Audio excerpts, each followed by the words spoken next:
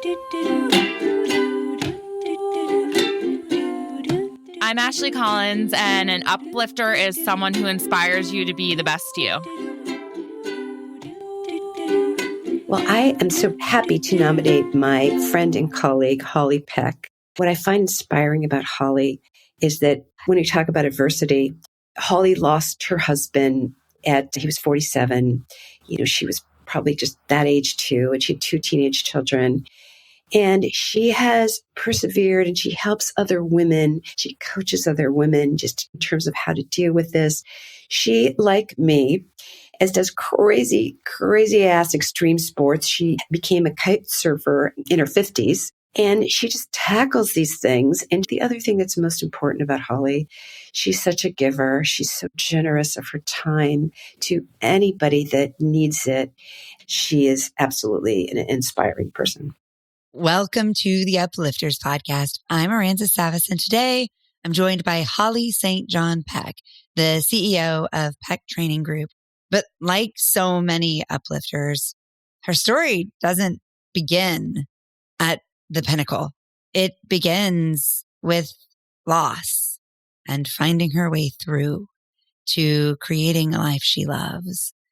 So as you listen, I challenge you to think about what her story might mean for your story, wherever you are in your journey. Holly, thank you so much for joining us today. I'm honored, Aranza. Thank you. So take us back to the moment that changed everything for you, Holly. Well, when I was 46 years old, my young husband died suddenly from a heart attack in my arms, and I couldn't save him. And as you can imagine, this tragedy put my life on a really different trajectory, one that could have easily spelled disaster for my own life for years to come, and that of my children as well. I really wanted to cry in a corner being catatonic and not interacting with the world at all. And actually I did that for several months after his passing, but I knew at some point that I had a business to run, being self-employed. I had 2 early teenagers to raise, a home to take care of. And ultimately I realized that I had a life to live of my own.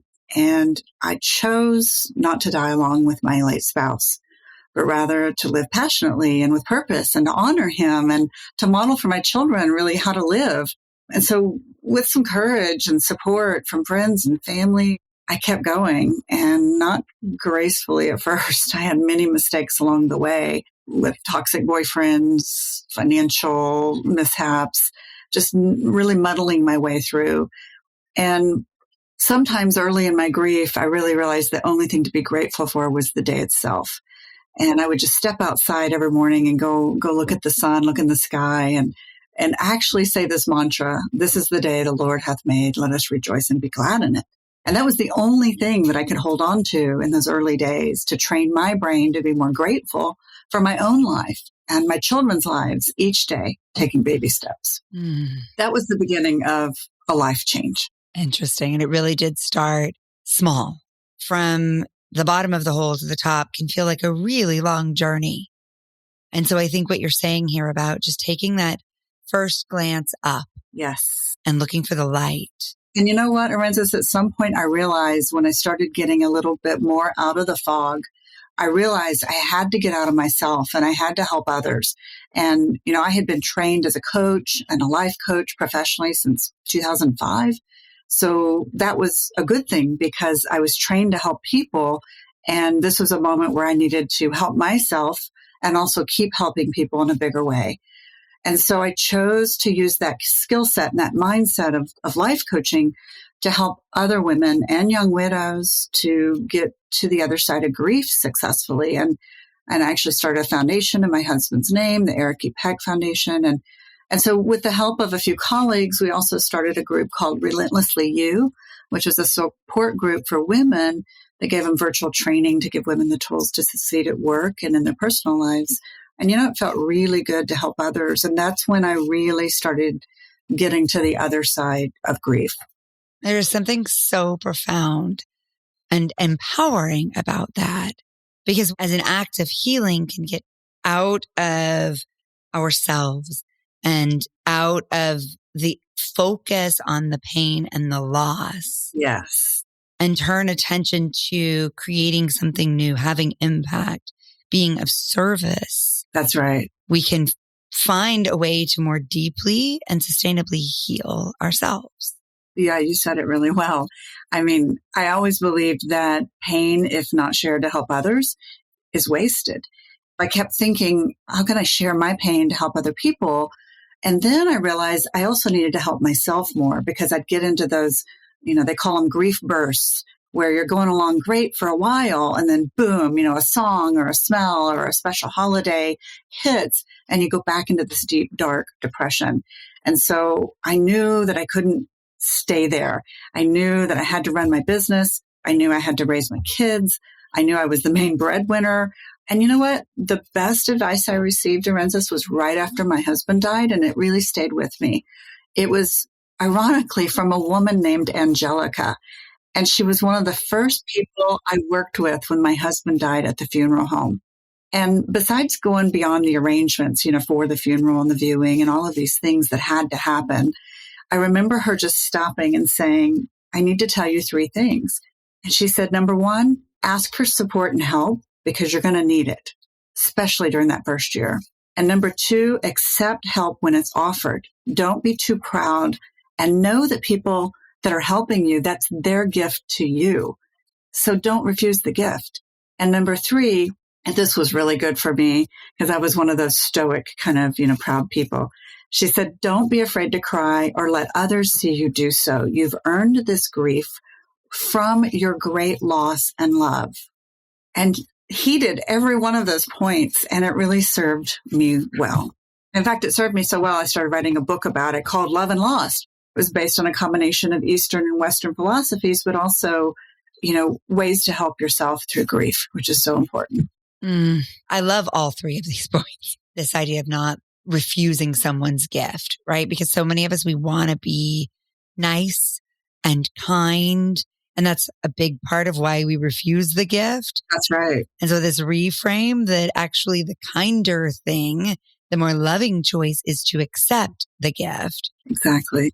Is really profound. Yes. And then this last piece about you've earned this grief through your great love. Yes. I was talking to a friend today who's considering having children.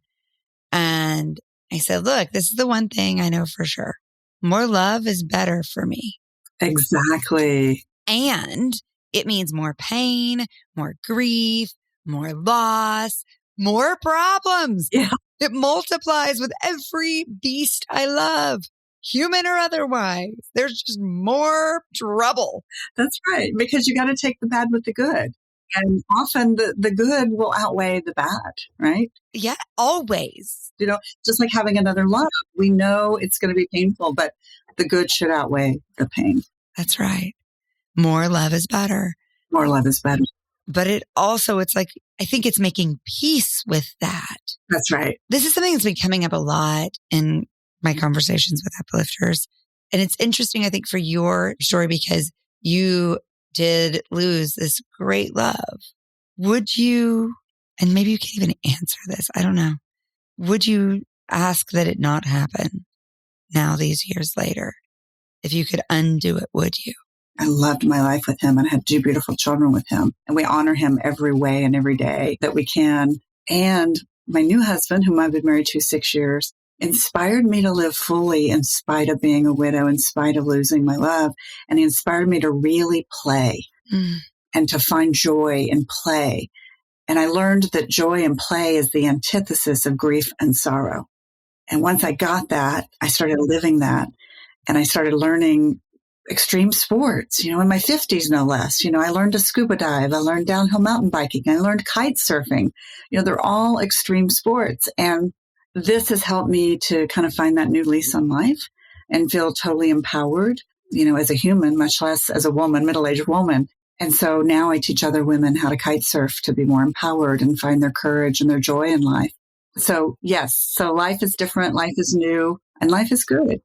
Another remarkable thing I hear in these conversations over and over again, that while we might not wish for what pain and tragedy we have faced, we are capable in every instance, I think, of finding something beautiful. I've found a lot of beautiful things in loss. I've found a lot of painful things too. But yes, it's taught my kids and I both a lot about life and love and the human spirit. And I never realized how much other people can support and help to ease your pain if you let them. We talked about letting them is so important. Mm-hmm. And I'm asked by women, especially widows, how did I survive and thrive after such a loss in my 40s? And now I'm 60 and I've got 3 life lessons that I share with others. You want to hear them? Please. Okay. So one is related to what we were just talking about with helping. My number one lesson through any kind of loss or tragedy to move forward successfully is to love and help others to heal yourself. So after loss or tragedy, you can get stuck or you can get moving. Grief is just love with nowhere to go. So you don't dishonor past loved ones by not living or loving others. You do the opposite. You honor them by living life and loving others. And it doesn't have to be just another lover or partner. It can also be family and friends. It's channeling that love into other people and other relationships and surrounding yourself with people you admire and who love you. But it's also helping yourself, because the asking for help, accepting help, whenever I forget to seek out help or growth. So that's my number one lesson. My number 2 lesson is rediscover play. Life is short. Live it up. Find your passion by trying new things, new hobbies and interests. I learned extreme sports in middle age, realizing that life is not a limitation, only your mindset is. And, being playful really gives you endorphins, the feel-good hormone. And it's just like when you eat a great meal or have sex, for crying out loud. It's all good feeling hormones, right? And when you play in life, you get those hormones. And so I try to look at life like a game. I recently traveled with some of my girlfriends for my big 60th, and we decided to rent a car and do a beach crawl. And in the end, kind of voting and deciding our favorites and why. So we made the whole day a game, and it was so much fun. And then on a more personal level with my husband, we make a potentially scary relationship talk a game by taking turns filling in the blank. I'd like a relationship where we ... And we go back and forth, and usually it ends in laughter, but it's not defensive. So rediscover play in big ways, but in small ways, day to day, really helps you get past any kind of grief or sorrow. And the third one is show up as you are. Be yourself in everything you do. Others respond so positively to your authenticity and vulnerability. Don't be afraid to share personal things. I share stories all the time in my training events and private coaching about my life, my fears, my loss, my tragedy, my challenges, whether it's in sports or losing a spouse or something I'm learning new that's really hard and how I overcame them. And I'm hoping to inspire others to do the same. We're human before we're professional, and people really want to associate with and work with people who they trust and they relate to. Be yourself. Everyone else is taken.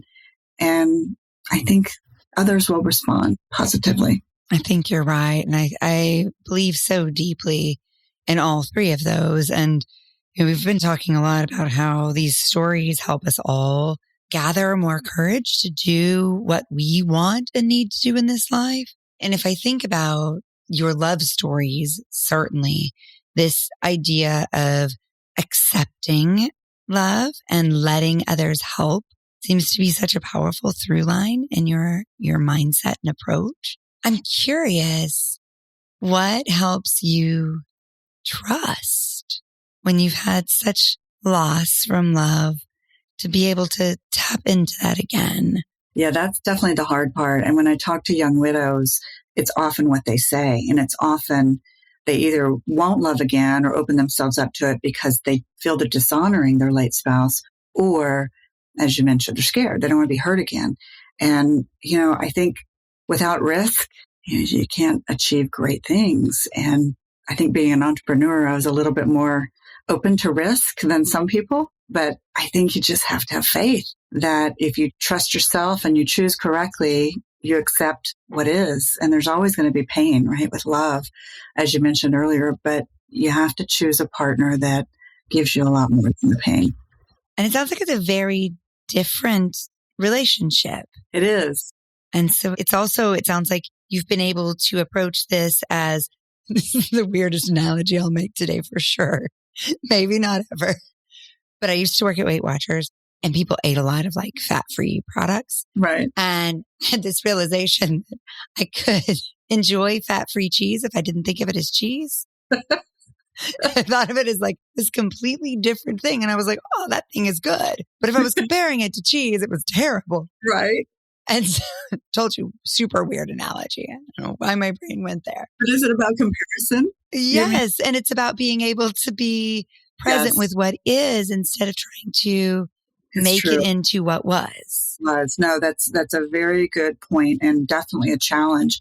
In the beginning, it was harder for me because I was trying to replace the same kind of relationship and the same kind of man. And he just wasn't. And, you know, hey, I was a golf widow before I was a widow. So my late husband loved golf and everything revolved around golf. Now, what that meant for me is I didn't see him on certain days of the week because of that.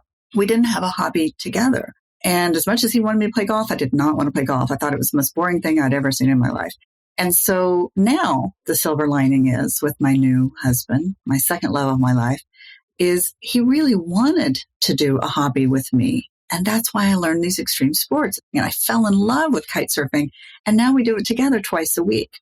So I never had a partner where I had this amazing, fun, playful hobby with. And it allows us to stay more connected through play, which I think is really important.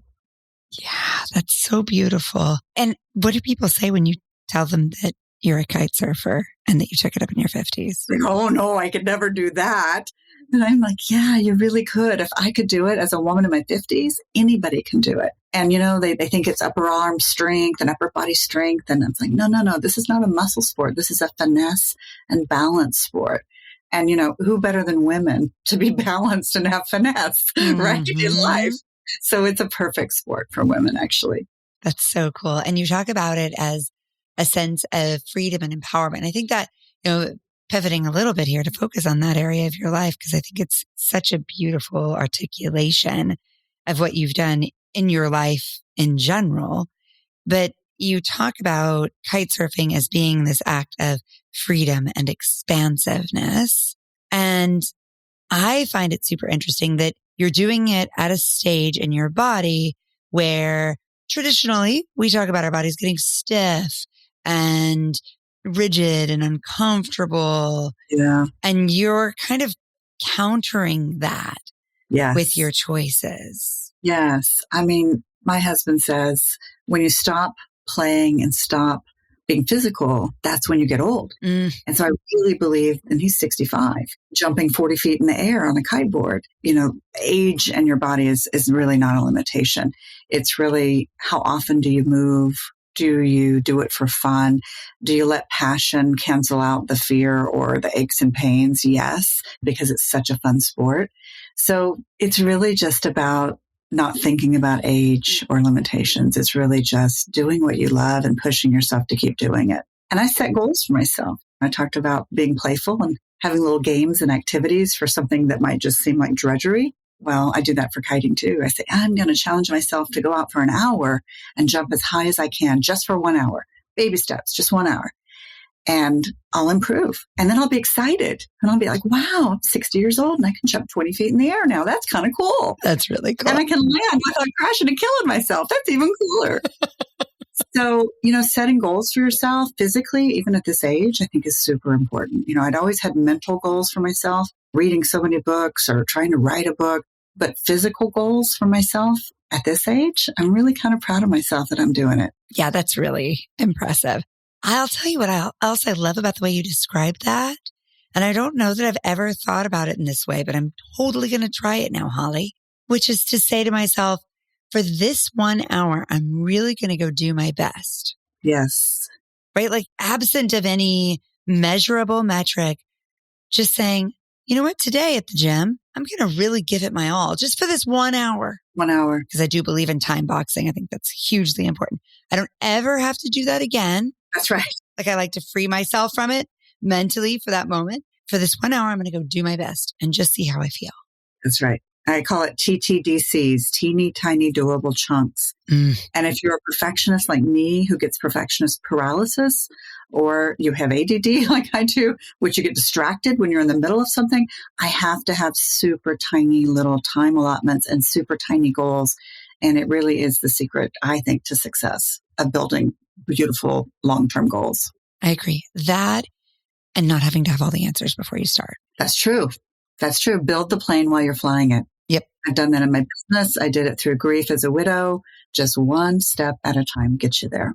Thank you for saying that in that way, because again, it's transferable skills. Totally. What you learn in business is fueling life, right? Like the old coaching adage, how we do one thing is how we do everything. That's so true. And so the muscles that we build in any one aspect of our lives are transferable to every area of our lives. Every area. And the muscles we don't build in one area of our life, we don't have in any area of our lives. And to me, that's just sort of motivating. It's a good reminder, isn't it? That it's a holistic process. One affects the other, personally and professionally. Our skills, our new mindsets, etc. And it just makes it feel more valuable, more worthwhile. Tell me how you take care of yourself with everything you do. And it sounds like play is a huge piece of it. It is. But for so many of us uplifters, we do have a tendency to pour so much of ourselves into what we love and what we care about that we forget to nurture the source of our energy. I am a firm believer in filling my own cup before others, because I've done the reverse and it doesn't work well. And, I fill a lot of cups, as I'm sure you do. A 91-year-old mother, and my 2 20-something-year-old children, my spouse, my friends, my colleagues and clients. I mean, a few of my practices to feel really grounded and refreshed and kind of get back to me. Sleep is my number one superpower. I'm one of those lucky people that can sleep 10 hours a night without fail, without any help. I mean, it's just my superpower, and I love it, and I'm grateful for it because I think it solves a lot of problems. I agree. And relieves a lot of stress. Yeah. Having massages and facials every month. Wow. No wonder your skin is so beautiful. Oh, thank you. I feel like I need to do that to feel pampered and to take care of myself, I listen to Audible books before bedtime, usually on some kind of self-improvement or spiritual improvement. It's my own time, and I do that to relax before bed. And then, as I mentioned, I schedule regular playtime with my friends and my spouse, which usually involves kite surfing or listening to a live band somewhere. That just all sounds so amazing and fun, and I want to come hang out with you. Yeah, come here with me in South Padre Island. One of my favorite places on the planet. So one of the things too that it sounds like you're doing in there is actively creating space for those things to happen and not leaving it to chance. It doesn't happen when I leave it to chance. Yeah. And I just know that. And especially in the beginning when you're trying to make it a habit, right? It takes 3 weeks to get that habit going. But I still schedule it on my calendar, playtime with my husband, with my friends, with my kids, conversations with my kids. I schedule on a weekly basis, and my mother, for that emotional support. But yeah, I plan it because it just doesn't happen very naturally. And my husband reminds me of that sometimes if I ever falter. And we actually have developed a Take 10 every morning where we do a check-in for 10 minutes over coffee before anybody's day starts to talk about what's the day hold, what's the week hold, what do you got going on, how can I support you? And it's a really amazing thing in our relationship that I've never had before. And it really helps us stay connected and centered as well. That's really beautiful. One of our family practices is the after dinner business meeting. Oh, nice. I call it the business meeting because I realized it kind of got us all out of our chaotic conversation. Yeah. To say like, we're getting down to business here, and we bring out the calendar for the week and we all look at who's doing what and going where. And while it isn't quite as much of the felt need, it does help us really focus in intentionally on the very tactical aspects of our week so that we can be there for one another in the ways that we need to, which at this stage of life with a 13-year-old and a 15-year-old and 2 working parents going different directions and my mom with us most of the time, there's a lot of schedules and needs. Of course. And so it's like business meeting. What helps you protect? I hear you saying I book these times. Are you able to show up for them with as much consistency as you would a work meeting? And if so, how? I mean, I do now because I've made it a habit. initially what I did was color coding on my Outlook calendar. It's a simple thing, but I used to teach Franklin Covey's time management. First things first, it was called. And in that system, it taught you that if you don't start to plan your week before it starts, it's too late. So there's a whole concept of Sunday evening planning for the whole week ahead, and to color code so that you have priorities in color. So my kids were always turquoise. My spouse was a darker blue. My training events and coaching events were green because they made money. My yellow was any kind of client meeting or prep work I needed to make money. My orange was spiritual or volunteer. And I still use it to this day. But what's interesting about that little process or tool is that I could plan out and look at my balance for the week ahead. But I could also go backwards and look at the week or month before and say, how much orange is there? How much turquoise is there with my kids? And really see where I'm focusing my energy and time. And if it's all green and yellow for work, I know I've got an issue and I got to look at things again. Yeah. And I find that when I get imbalanced like that, I really feel it in every arena, including the one that was getting all the time. That's right. The stress comes out in every area because we feel imbalanced. Yeah. I also even if I'm pouring all my energy into work, it gets less enjoyable. It gets less creative. I really need to have the best work life. I need to invest in my personal life. For sure. It's that holistic thing we talked about. Yeah. To me, it really helps to remember that though, because otherwise it's like the siren song of responsibility. It's so true. It's so true. Yeah. Whoever screams loudest gets the most attention. And it really shouldn't be. My husband was just reminding me that it's not who screams the loudest to get your attention. And even though he was an engineer and leader by profession, he's really a good life coach to a life coach. Oh. There's so much love and hope in your story. Thank you. What do you hope people take from it? Well, today is my late husband's anniversary of going to heaven. So it's kind of ironic that our meeting was today. Wow. But I want to say with life, there's always going to be some loss and pain and tragedy, and that with support around you and the courage to keep going forward day by day, little by little, baby steps, you'll get to the other side. You'll get there. And one of the ways to get there is just don't help yourself, but help others and get outside of yourself. Plan play, because play is the antithesis of sorrow and grief. And really live life to the fullest. Try new things, meet new people. Life doesn't end when there's grief or tragedy. Sometimes it just begins. So beautiful, Holly. I'm so glad we met. Thank you to Geraldine Berg for nominating you.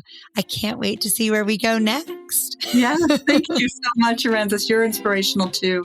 I love your work and your podcast. Thank you. And I am honored that we did this today. Thank you for listening to the Uplifters podcast. If you're getting a boost from these episodes, please share them with the uplifters in your life, and then join us in conversation over at theuplifterspodcast.com. Head over to Spotify, Apple Podcast, or wherever you get your podcast, and follow, and rate our show. It'll really help us connect with more uplifters, and it'll ensure you never miss one of these beautiful stories. Mwah! Big love. Painted water sunshine with rosemary and thyme. Dwell in the perplexing, though you find it vexing. Toss a star and hover, be your own best lover. Relish in a new prime, plant a tree in springtime. Dance with idle hindsight, bring the sun to twilight. Lift you up, whoa. Lift you up, whoa. Lift you up, whoa. Lift you up. Lift you up, whoa. Lift you up, whoa. Lift you up, whoa. Lift you up. Do, do, do, do, do, do, do.